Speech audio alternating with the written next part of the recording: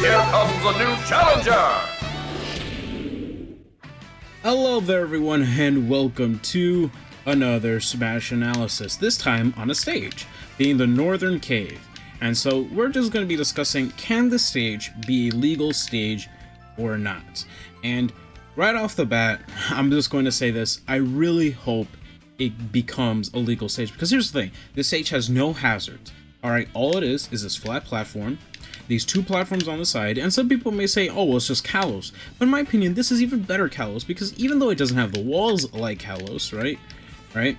You know what it does have? It's not big. It's not a massive stage that you can just camp on, and these side platforms are amazing!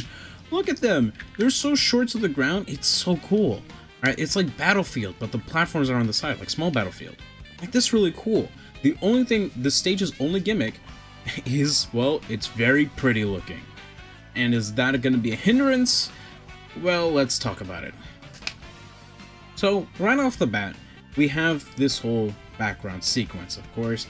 You know, if you know anything about FF7, basically the party in that ship, I forget the name of it all the time, goes inside this cave. Sakurai basically explained it, where Genova crashed, and, you know, the ancients, and all whatever, okay? I'm not going to explain the plot. But essentially this recaps the ending of Final Fantasy VII, where the team go in here to essentially unleash Holy, to stop the meteor, and also defeat Sephiroth. So, that's going to be very interesting to see how they handle it in the remake, if this happens at all. FF7 Remake's definitely going in an interesting direction, I'll say that much. But with that all being said, this stage is very pretty, right? So here's the thing. Visually, there's not really a lot going on. We just entered a cave, we're going down the cave, we have that little spiral in the back, I love that detail.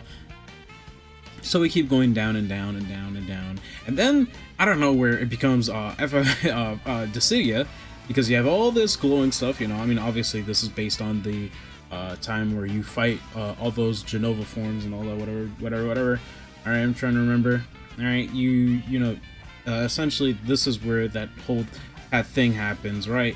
You know, it's all nice and pretty, like cotton candy, whatever. And then we get to the next part, which after all these rocks go all the way up, we see the place where Holy is. Right, we go all the way down.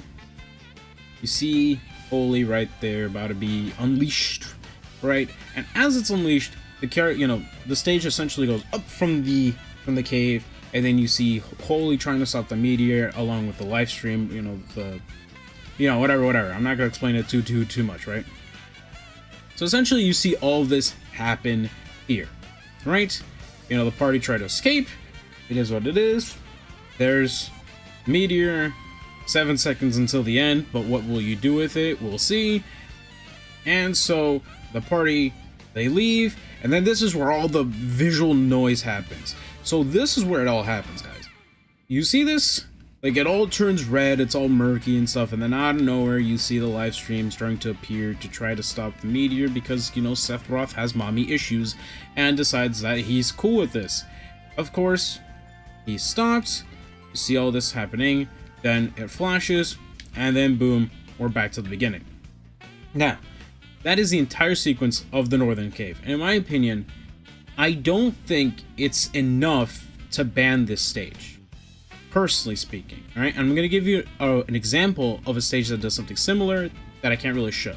So, in Smash 4, there was Final Destination, and Final Destination was super visual noise. I'm talking omega visual noise. Unlike in this game, it's obviously less so, but the basic premise was, because it was so pretty, it would cause players a few bits of like blindness and distraction. It would distract the players, and in my opinion, I don't think this stage is as distracting as Smash 4 Final Destination. Smash 4 Final Destination, you had like the earth and the sun clashing sort of deal, and then you had like this huge white flash that would last for like a couple of seconds, and the characters would be barely visible essentially on that version of Final Destination. Like, it was super pretty, but like it hurt to look at sometimes, especially when you're trying to focus on the match. I don't think this stage has that issue. Personally speaking, Maybe it's just me, maybe I don't get as distracted easily, but when you see the same sequence of events happening over and over again, I don't really get distracted by it. I just focus on my opponent. Now, I have had moments where characters, certain ults, are kind of harder to see depending on whatnot. For instance, Roy's green ult, I played against someone who used it, and the live stream kind of blended in or whatever, right? It was kind of a bit harder to see, but then I'm like, oh, well, let me just put on my glasses, and then, oh, look, it's all okay. So sometimes it can be a bit too much visual noise. It depends on where you're on the stage, because of course the camera shifts everywhere, and it's not going to be too much fun for anyone, right? But I would say that that isn't a reason enough to not make this stage legal. This stage, in my opinion, I feel should be legal. I mean, like, we have so little variety in stages, and some people may say this is just Kalos again, but in my opinion, I think it's just better Kalos. Yes, it doesn't have the wall, but let's be real here for ourselves with one moment. There are so little characters that use their wall jumps, and the only character that would probably really benefit from Kalos is really Byleth, for instance, right? Because, like, Lotomac ain't gonna get to the wall in time to use his amazing wall jump, so in my opinion, I don't think the wall truly matters, unless for like certain characters, if you want to be super specific. But ultimately, I think this stage should be legal, but because of how the stage is, because like it is visual noise, for me it's not that distracting, but it could be distracting for someone else, and I can see why that would be the reason why this stage could get banned, unfortunately, because I think this stage would be cool. But there is one other reason onto why I think this stage could be banned, and the other reason is the music. So as you may be noticing right now, I am not playing any FF7 music. That's because it's copyrighted, and that is unfortunate. Essentially, for us to play on this stage with like no music, you'd have to essentially have no audio on your stream, right?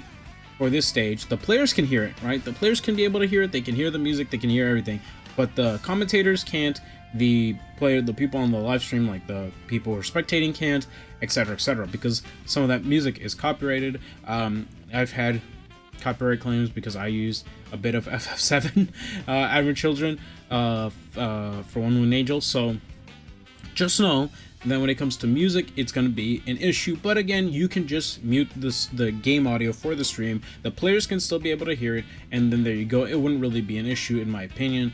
It's something you can work around. Whereas with the stage, it's different. The stage is the stage. The visuals are visuals, regardless of whether or not you have hazardless on or off. It is the same thing through and through. So in my opinion, I think personally that it should be legal, but we will soon see. Personally, I hope it's legal. I love this stage, and the fact that we can actually listen to FF7 music on a potentially legal stage is beautiful. Obviously, you can do it on Battlefield and Small Battlefield, but like on an actual FF7 stage. And this is like I said, Kalos may have this layout, but it's a bit different, right? In Kalos, like I said, you have the wall, but these platforms are I'd feel much further off to the side, and they're much taller in Kalos. Not to mention the fact that this stage overall is much smaller than Kalos. Like, it is actually just smaller than Kalos, in my opinion. I mean, it looks like it. Maybe I'm wrong. Like, maybe it is just as long as Kalos, but it doesn't look that, like, as long as Kalos. It looks shorter. It looks way shorter, in my opinion. And so, I think this stage, again, should be legal. Hopefully it's legal. I want it to be legal. I think it'd be cool to have. So, but TOs are stingy, and they suck, and they probably aren't even part of the Smash community because they got arrested, maybe. Who knows? With that all being said, take care of yourselves, press that funny red subscribe button, and I hope you have an amazing rest of your wonderful, fantastic day. I can't believe I'm recording 5 videos in one night. Help me.